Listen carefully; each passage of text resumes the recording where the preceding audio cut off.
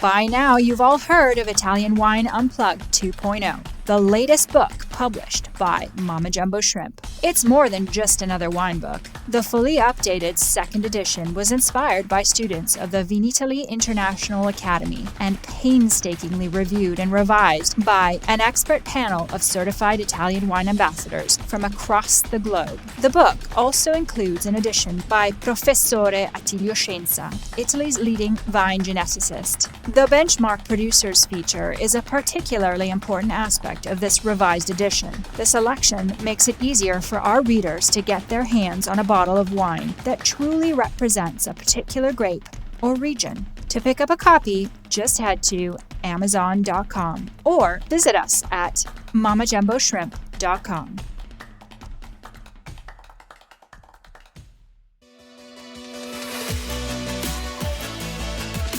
For all the super wine geeks out there, we have a special new series dedicated to you. We are reading excerpts from our new edition of Italian Wine Unplugged 2.0. Wine lovers, tune in for your weekly fix only on Italian Wine Podcast. If you want to own a copy of this new must-read Italian wine textbook, just go to Amazon.com or visit us at mamajumboshrimp.com. Classifications and categorizations. Searching for quality standards. Wine production has evolved beyond the concept of quality differentiation in relation to the various classifications of wines. In other words, the categories outlined in this section do not necessarily reflect the quality of wine as excellent or poor. Rather, quality is now an essential component of any wine classification. While technology and improvements in winemaking practice have made good quality wines in the modern norm, truly defective or flawed wines are simply not being made anymore. Even the lowest level of qualification in Italy, vino da tavola, signifies wines that are perfectly acceptable for basic consumption. So-called higher levels of classification indicate more regulations regarding place and production, and thereby offer more safeguards for the consumer. On this basis, wines that fall higher on the classification pyramid are often perceived as better. However, if a producer is not particularly skilled or attentive, the resulting DOC or DOCG wine may not be any better than an IGT version made from the same grapes grown in a lesser quality terroir and subject to fewer production regulations. A further problem is that the government commissions called to test wines for eligibility and sustainability for designation standard, DOC or DOCG, often take a lenient attitude to their work, diminishing the reliability of the classification process. The European Union divides wines into three main categories: DOP, Denominazione di Origine Protetta, or PDO, Protected Designation of Origin, IGP, Indicazione Geografica Protetta, or PGI, Protected Geographical Indication, wines without designation of origin. Italian Wine Podcast, part of the Mama Jumbo Shrimp family.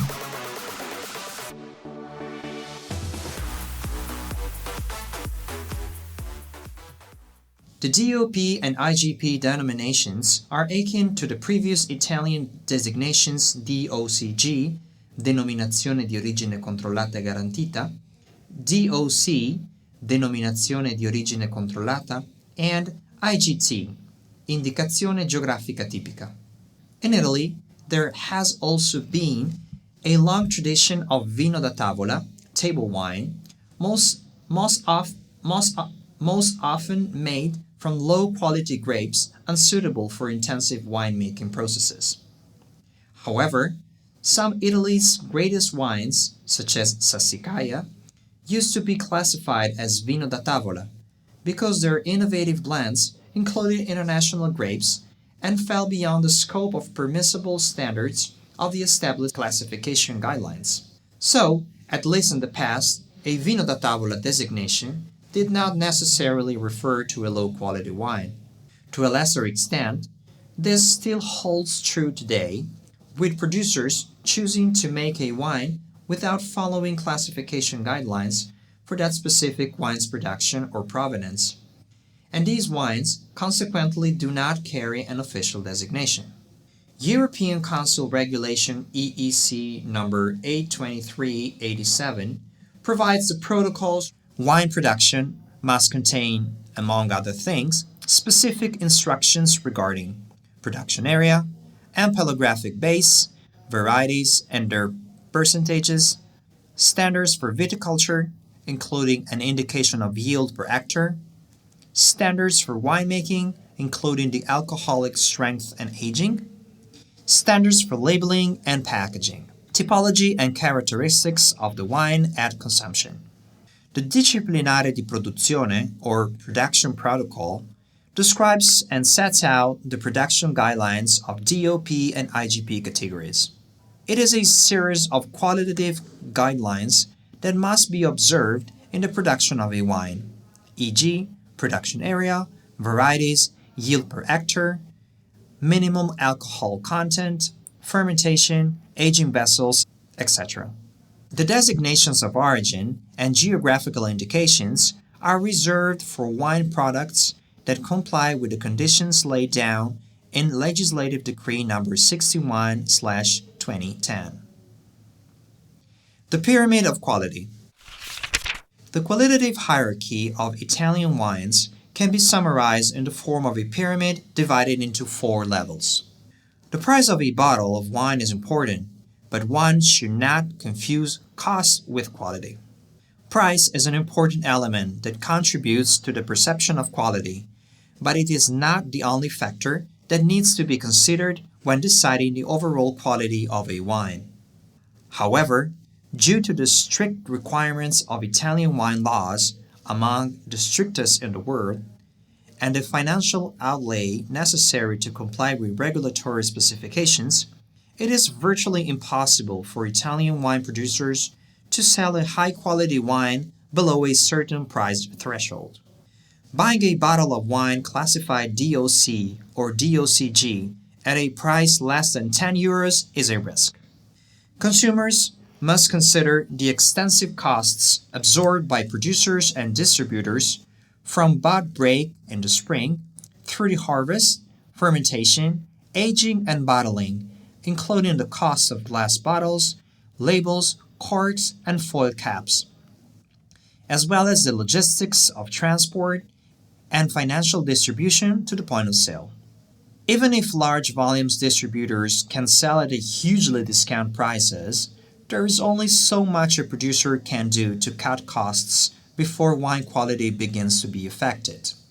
While a high price does not necessarily guarantee quality, prices which are very low almost certainly indicate an absence of quality. The Italian wine classification pyramid takes into account both quantity and quality. The higher a wine is on the pyramid, the lower the total quantity available will be, as the law regulates the maximum quantity of grapes per hectare and consequently wine yields. The regulations also identify places of origin as a direct link to the quality hierarchy of the wines. The figure shows the quality pyramid according to Italian law number 164/1992, modified following reforms introduced by the European Community in 2008, Council Regulation EC number 479/2008. In 1992, Law number 164 maintained some of the guidelines of the previous law number 930, but also introduced important innovations. The general guide lists are based on the connections between wine and territory, but include additional particulars such as enhancement of designations, introduction of IGT, TGIs, indicazioni geografiche tipiche, i.e. typical geographical indications, harvest selection, which allows the possibility of using grapes from the same vineyard for several designations of origin, recognition of sub-areas, i.e. more restricted areas within the designation of origin, mandatory instruction of chemical physical analysis before marketing. In 2008, the European Union implemented a process of reform across the entire wine growing and production industry. The reforms aim to align the wine growing and production legislation with that already existing for other quality agricultural and food products awarded DOP and IGP labels. As a result, two main categories emerged: wines with geographical indication, wines without geographical indication, such as generic wines. In addition, Italy continues to allow the use of previous acronyms that characterize Italian quality wines, DOCG, DOC, and IGT, that can either be written together with the new ones or used alone. At the bottom of the pyramid are common table wines. The regulations in this case are virtually non-existent, and very ordinary wines are generally placed in this category. In some cases, producers choose to place excellent wines in this classification. Many wines in this category are undoubtedly poor, often labeled without a vintage date, without the region of production, without specifying the varietal of the blend, leaving consumers in the dark as to what is in the bottle. The paradox here is that a few notable wines in this category are actually high-quality wines, the outcome of experimentation outside the classification regulations, and/or the result of a producer's choice to forego the classification system entirely.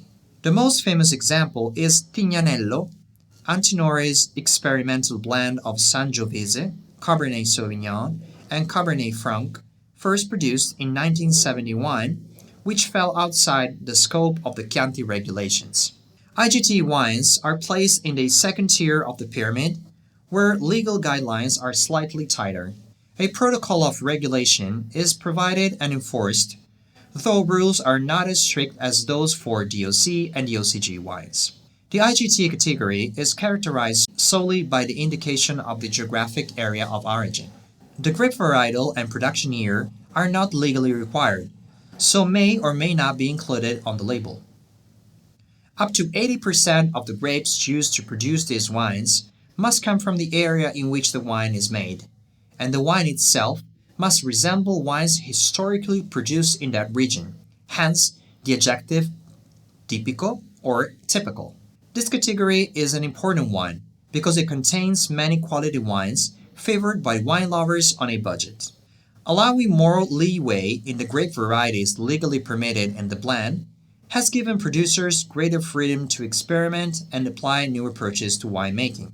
For less aspirational producers, the IGT classification becomes a catch-all category for labeling wines produced with lesser quality grapes and vinified without the cost of prolonged aging and expensive winemaking techniques. In the third tier, DOC wines are viewed as another step up in quality. The bureaucratic and legal requirements which must be met to receive the DOC classification are complex, and the law is so strict that failing to meet just one criterion results in the loss of the DOC status.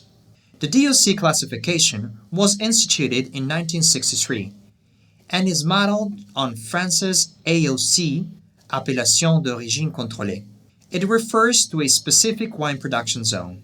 To use the DOC classification on the label, the wines must be produced following a very detailed set of specifications, including the precise origin of grapes, alcohol percentage, length of aging time, and use of wood.